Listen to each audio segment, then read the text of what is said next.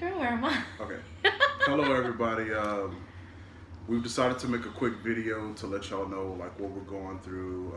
Our daughter Devin, she has contracted the coronavirus. So we received a lot of messages, and this is a way that I guess we're going to answer your guys' questions. I guess to help keep you informed. Hopefully it'll reduce some anxiety, give some clarity, let y'all Right. know like what's actually going on, what isn't. There's so much speculation going on about how bad this is, who's getting infected. Right. So we're gonna answer a lot of those questions. All of these were submitted to us either through people we know personally by like text messages or mostly through Instagram, people just asking us and we're like, okay, well, what do y'all want to know? And so these are all of the questions. We have like a whole page and flip on the other side. So pretty much we'll be able to cover almost every question that you have. And if you have anything specific that we didn't cover, you can go ahead and leave us a comment or message us, whatever, and we will go ahead and answer that for you. So since we have so many, we're just going to go ahead and like dive in and just start answering them. Okay, So. another thing, we have to let y'all know that we're not licensed medical physicians at all. We're just explaining what we're going through and what we've noticed, what we have researched, and what medical physicians have told us. So we just want to share that information with you guys. We're just concerned regular parents, just like everybody else. Right. Okay. All right, so the first one is, it's a combination question. It's, where do you live and how old is she? So we live in the New Orleans metropolitan area in Louisiana, and our daughter is 6. So how is she now? Okay, so now her whole state has really improved. It seems like it's worse on the first day, and then it continues to get better, which is normal for any kind of virus. Right, but I will say that at night, the coughing is bad. That's the thing that's continuous. The fever has broken, but the cough is. But as we all know, coronavirus, it attacks the respiratory system. Right, she does have a lot of like the congestion, the sniffling, that kind of thing, and that seems to be worse at night, overnight, and then also in the mornings. But during the day, while she's up and doing things, it seems to subside a lot more. Let's see. Have you been able to control the fevers? We have been able to control the fevers. We actually were able to break them, thankfully. So Friday night, when the onset of everything happened, she did have like a low grade, like 99 whatever fever. It's like 99.3. There you go. Dad remembers exact things. It's 99 something. It's like a 99-cent store. But so 99.3, and then we noticed that on Saturday when we actually took her to the ER, it was 99 when we left, and then as they got in the actual hospital, like in the ER, in the waiting room, it started to get higher and higher. So what we've had to do, we've had to alternate Tylenol and ibuprofen every 3 hours to keep the fevers at bay until it finally broke. Right. So thankfully she doesn't have fevers anymore, but anything dealing with this illness, you have to continuously watch it carefully because it can just spiral out of control at any point, basically. Let's see. Is it as bad as everyone thinks? Dad, you can answer that one. Okay. So I'm like a research guru. Everyone in my family know, like anyone who knows me knows that I will research the heck out of anything. Out of anything. I grew up around doctors. My mom's been in the medical field for as longer than I've been born, and I'm 32. So, she would leave journals and books around. But anyway, to get to the question, there's different strands we're learning of the coronavirus. One is like COVID-19, and the other one is very similar to SARS, but they call it SARS-CoV-2. And I would recommend that y'all do a lot of research on airborne pathogens and how this is really evolving and why it's so widespread. I don't mean to be short with my answer, but I'm going to explain it towards the end of the video. Yeah, like literally, y'all, we have an entire notebook page plus the back side with some on there, so we're kind of like going through all of them to try and cover it without this video being like 2 hours long. But to answer your question, yes and no. Yes It and is no. as bad as everybody thinks and as it's hyped up to be, because there's multiple strands and the severity varies, and then they Right. have the asymptomatic strand, which basically means you can have it without ever showing symptoms, so you'll never Right. actually know that you have it. Right. And it's highly contagious. Like, anybody can catch it. Like, there is no age restriction. The only reason why the numbers are so low is because they're only researching the population that is currently dying from it, which is the elderly. Right. Okay, so what about the other kids? So what has had to happen is that Devin is on a 2-week quarantine, and she cannot be in contact with her siblings at all. So because it is so easily spread, and the baby is only 2 months old, and her brothers, the twins, are only 2. So their immune systems aren't even as strong as hers. So she could not have any contact with them whatsoever. And when we have contact with her, we have to wash our hands, we have to wear masks, we have to do all of these preventive measures. That way it doesn't get spread between the kids from us. Let's see. How did you find out she had coronavirus? Okay. Go ahead, Dad. That's kind of, I guess, my question to answer.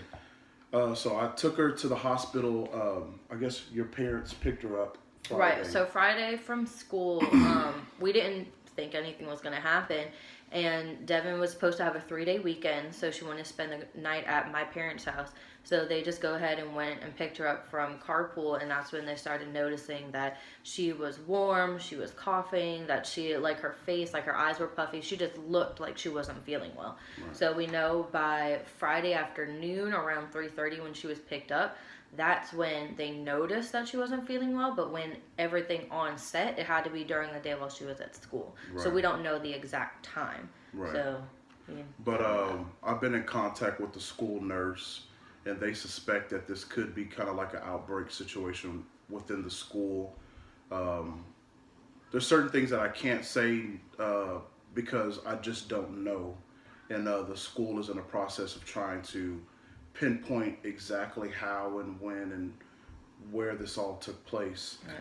But as far as I took her to the hospital, what was that, early Saturday morning around like 10 o'clock or so. Yeah, so I took her to the hospital, and immediately as we walked through the doors, there's people in the suits and the mask and like what you see in movies when there's like Right. contagion and pathogen. That's exactly what they're wearing. They're like full on headgear, face shields, all of that. Right. And so they immediately told us to take our temperature, and then from there, I didn't have a high fever or anything like that. Mine was completely normal. But Devin's was on the verge of rising, to the point of concern. And so that's when they took her to the back, and then they screened her.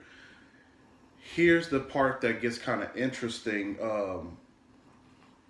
So I guess this will also answer the second question, signs and symptoms. Mm-hmm. So when they took her to the back, they asked her, signs and symptoms. We told her that she's coughing, she has a fever, she has the body aches, everything that's associated with the flu and coronavirus. So it's also a severe strand of flu going on at this current time as well. And so they're trying to, eliminate. So what they did was they screened her for the flu that came back negative. For all strands of the flu. Also, so it's right. not like just A, B, whatever. No, it's Right, all of the flu. Right. They tested her for. And so those came back negative, and then that's how they said, well, okay, it has to be the coronavirus. Me being a parent, I wanted them to specifically screen her for the coronavirus, but let me tell you something that the media is not really letting everyone know, is that there's limited tests of the coronavirus. Mm-hmm. So the main population that's being impacted by the coronavirus is elderly persons. Because they have compromised immune systems. Right. That's like the big thing that is causing people to get so sick and die, is because they don't have strong immune systems. Right. So their form of testing now is or should I say the test specifically for the coronavirus is It's reserved only right, for that population. right. But now let me tell you something. There are places where you can be screened for the coronavirus, and they recommend you going to get screened if you have like a 103, 104 fever. Then yes, you need to go to those screening booths. But other than that, go to the hospital. They're going to do process elimination by testing for the flu. If not, then they're going to tell you that you have the coronavirus. So basically, they're going to look for everything that you could have, and if you don't have any of those, then that means that you have it. Right. Okay, so is the mass amount of TP needed? This is my favorite question. Absolutely not. There is no reason why you need to have 5, 6, even 2 packs of toilet paper unless you just randomly ran out. Honestly, it sucks because we ran out of toilet paper at the wrong time. We were literally down to 1 roll in each bathroom. So I had to go out and get toilet paper. I'm like, of course, this is the worst possible time. I had to go to 3 different stores till I finally found some. But no, the excessive amount of paper towels, toilet paper, all of that is not needed. It is not a symptom. It's not anything having to do with it. It's just people being paranoid and panicking, and yeah, completely unnecessary. Right. Yeah, I feel like that's just going to cause more chaos. That's really what it's going to do because, if you're hoarding, because that's really what it is. If you're hoarding all of this, all of these toiletry items, what's going to happen when they run out? Let's think of it like this. What's going to happen if it gets so bad to the point to where they can't receive deliveries or where people can't go to work? What's going to happen? Don't be selfish, guys. That's it. Don't be selfish. Don't hoard anything. None of the symptoms is related to diarrhea, so you're going to be okay. Yep. Okay. Was she around someone you guys knew had it, or did she get it from touching something?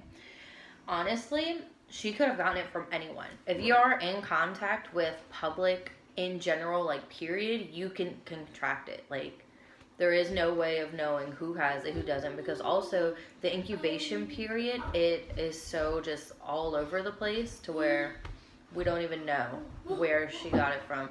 What they're telling us, yeah, go ahead. Excuse me, guys. What they're telling us happened is that she more than likely got it from school because she is with them for so many hours a day, and there were not necessarily confirmed cases, but they were confirmed that students in her class were sick. So, but it could have been from anyone that isn't showing symptoms yet. So we honestly don't know the origin of where she got it from, but they're telling us 98% chances that she got it from school in her class. Okay, so dad had to go deal with other kids. How are you guys doing? So I'm guessing that's assuming, well, I've had it put to us 2 different ways. They want to check on us like mentally, emotionally, and also physically. So none of us, like the rest of us, like my husband, myself, and the 3 kids, we aren't really showing any signs or any symptoms that we have it, other than like I've had a little bit of mucus, but that's basically it. There's nothing else going on with me. But as far as anyone else, like nothing is out of the ordinary. Everything seems to just be going normal.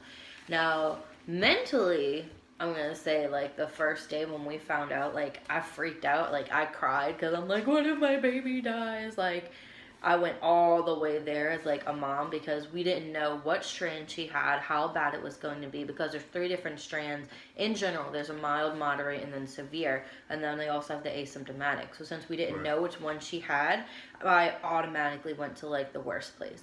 But since we found out, like, hey, she's not dying, which is obviously a relief for us. Like, we've dealt with it a lot better, even though it is hard, like, not really being able to have our child for 2 weeks. But if it's what's going to be best for her, that way she can recover and then keep the other one safe, we have to do what we have to do. Right. Let's see.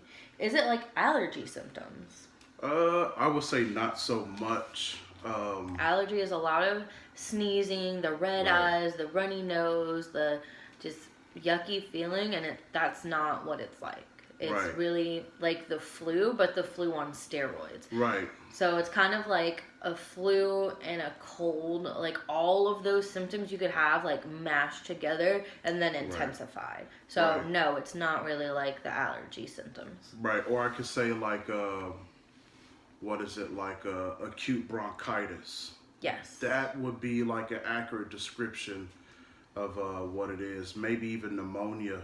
Because that's also something that they told us we have to really watch out with her, is to make sure that she doesn't start wheezing or anything like that, because it can easily develop into bronchitis, and then if it's not treated, it can develop into pneumonia. Right. Yay! Such great things. Did the doctors say about risk to babies? Yes. Babies, because their immune systems, especially if they haven't gotten their shots or they're getting like their first sets, they are extremely vulnerable to getting this, simply because like their body's exposed to nothing. So if they're around someone who has it, they're coughing, they're sneezing, like anything like that is around them, they can easily catch it. So if you have a young child, like I would say under a year, or if you're pregnant with like, or having like a newborn, like Giselle's only 2 months, you need to be very, very rigorous about cleaning the environment and limiting the amount of people, because the exposure is what's going to get them sick. So watch out for babies, definitely.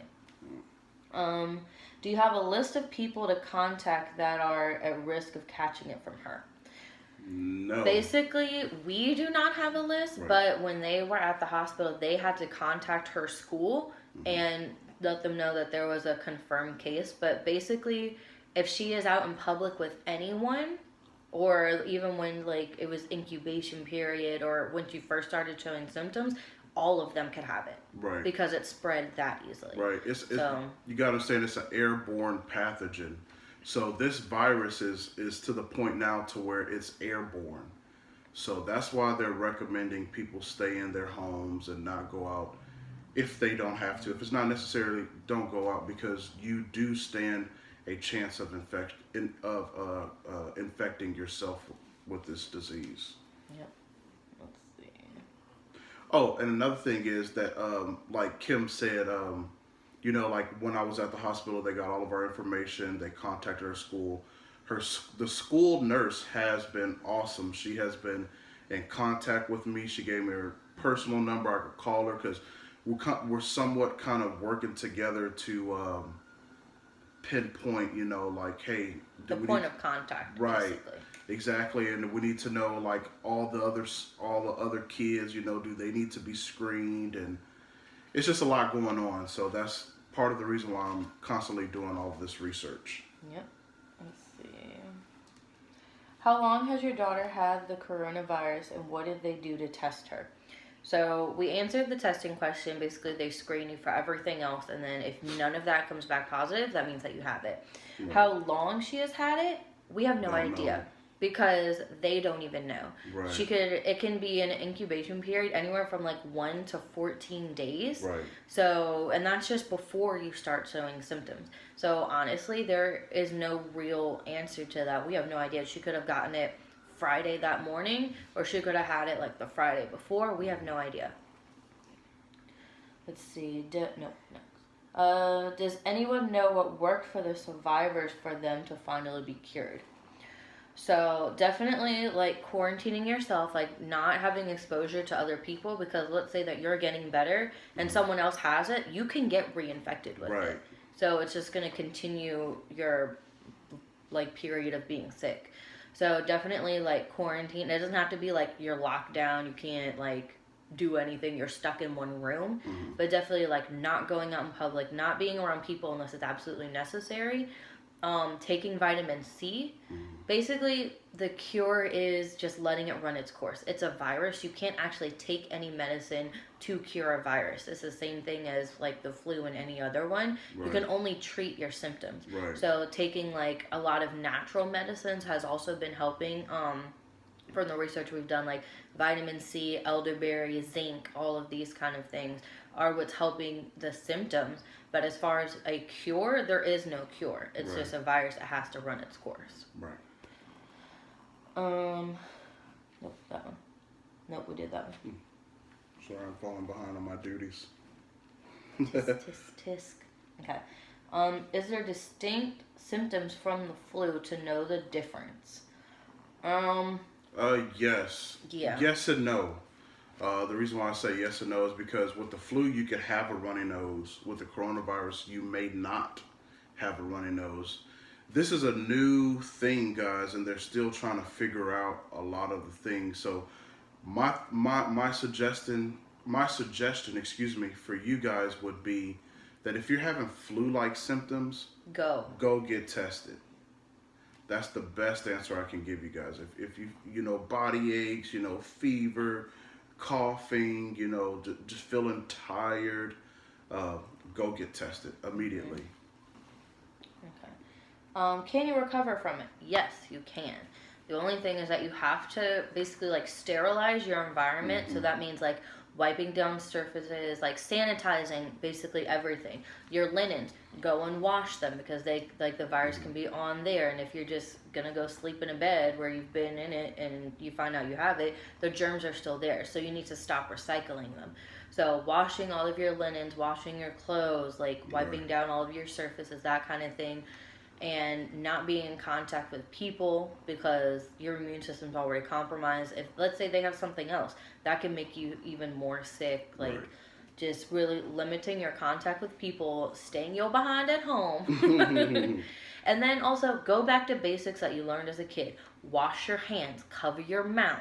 All of these basic things are what's going to prevent you from getting it and what's going to help you recover as well. Okay, so I also want to add to what you just said. Don't be afraid to use soap and water, guys. Soap and water is so much better than hand sanitizer. Right. Disclosure, because he's been around doctors and as an EMT. I've been raised around doctors my entire life. Hand washing is the best thing for you because hand sanitizers kill all germs, good and bad. Right. So if you don't have any of your good germs, how are you going to fight off any of the bad ones? That's why everything is so much more intense than what it ever has been, because people are using hand sanitizer and they have no defense system anymore. So washing your hands is 10,000 times better than using hand sanitizer. Right. It's just that simple. Let's see. How is the military responding in your area? Any lockdowns?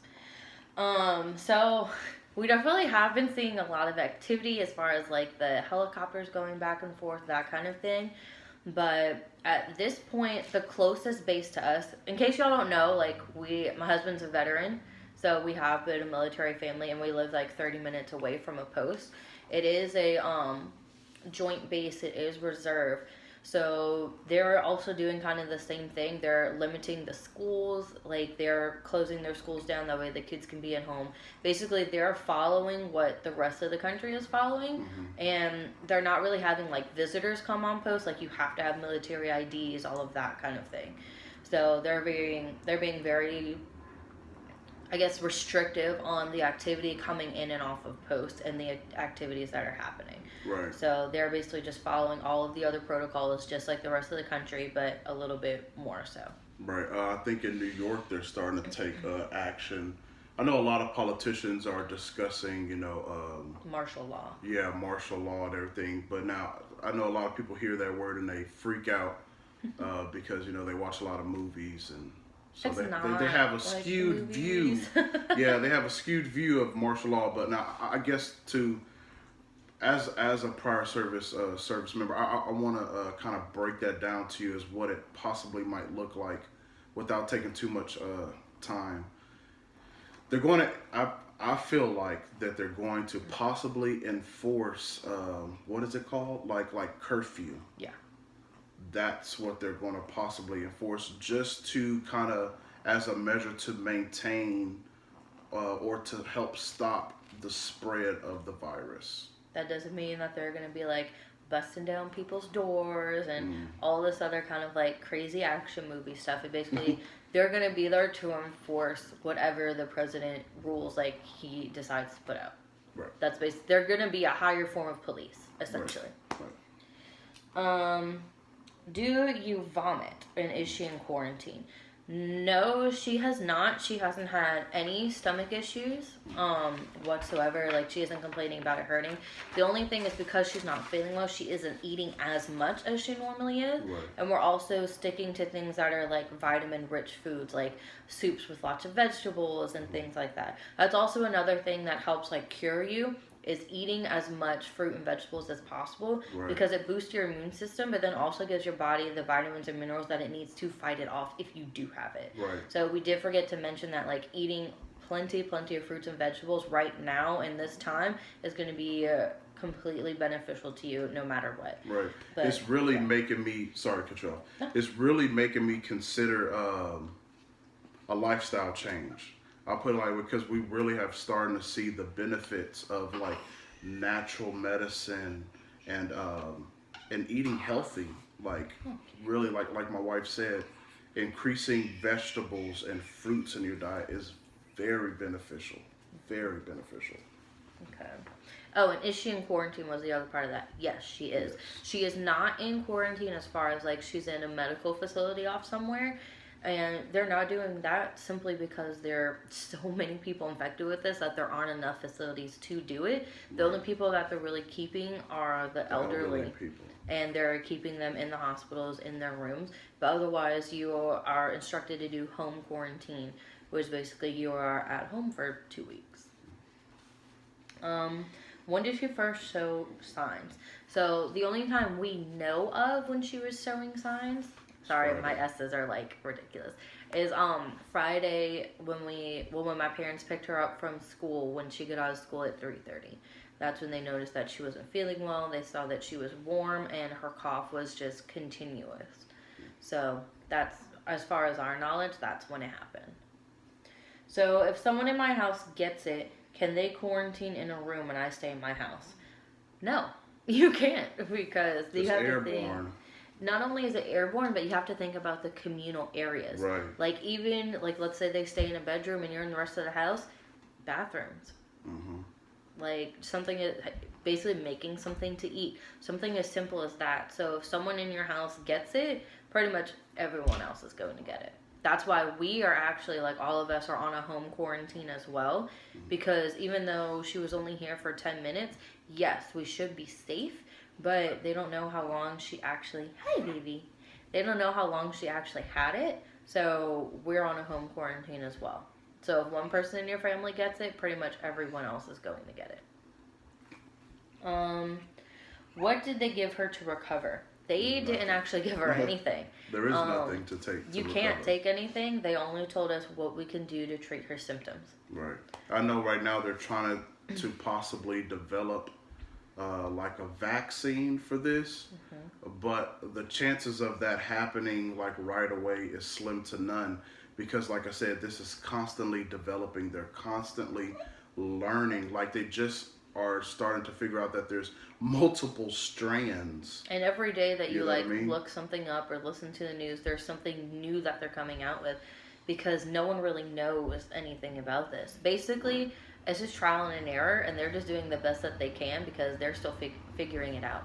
Now, they do say that there are medicines for it, but they're also only doing that for the deadly strands. Like, Right. they're not giving that to everybody. It's like, oh, well, if you have the moderate or mild, if you follow the basic protocols like you would with the flu, essentially, you're going to get better and you're going to be fine. They don't have to give you that. But Right. there are some people, like the people that have already passed, of course, obviously, like, they have the most deadly strain, so they're reserving the medicines that they have Right. for those cases. Right, because it's so limited. They only have a limited amount of resources right now. So, and the thing is that no one is immune to this. I know people are just like, oh, it's only affecting old people. No, it's not only affecting old people. When he went, the entire yard was full. Like, there's so many people that have. So, we had a malfunction. But basically, anybody, the gist of what we're trying to say is that anybody can get this, and chances are someone you already know does have it, whether Right. it's mild, moderate, or severe, or the asymptomatic one. So this is kind of just where we are at this point, and we are going to be doing like updates on how she's doing, all of that. So our biggest thing is that we're just trying to help people as much as we can, since our daughter is a confirmed case of it. Like, we know that she has it and what it looks like and what's going on and what we can do to make it better. Right. So, yeah, anything you have to add? No. Alright guys, well, we hope that this video was helpful and informative, and don't feel afraid to reach out to us. You can do it either here on YouTube or Instagram. It's at the Thomas Tribe 0416, and yours is? Oh, mine is steadfast _ devotions. So if y'all have any more questions, don't be afraid to reach out to us. We'll be happy to help you as much as we can. We're just telling you what we know, and we're kind of fumbling through it just like everybody else. Oh, and from this point, let us know what y'all would like to see specifically, because I go and visit Devin when possible, you know, because like I said, we're trying to be safe. But let me know specifically what you guys would like to see. If y'all want me to like show y'all how she's doing, just let me know, and we can see if we can make that happen.